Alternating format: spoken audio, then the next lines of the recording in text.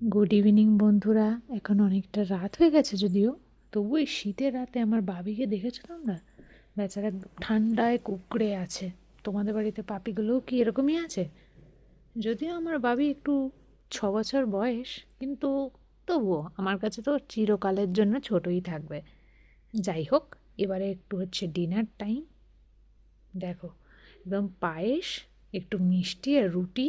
একটা অলরেডি খাইয়েছি, আর একটা খাওয়ানোর চেষ্টা চলছে। তোমরা সাথে থেকো কেমন? শুধু বাবির জন্য এনেছি, আর কাউকে দেয়া হবে না। একটু পায়েস দিয়ে খেয়ে নাও। দাঁড়াও, একটু মাঝে মাঝে মুখটা চেঞ্জ করতে হবে ওর। না, কেমন খেতে বাবা? সোনা বাবা রে। চলো, এতটা খাওয়ানো হয়েছে, বাকিটাও খাইয়ে ফেলি। Good night.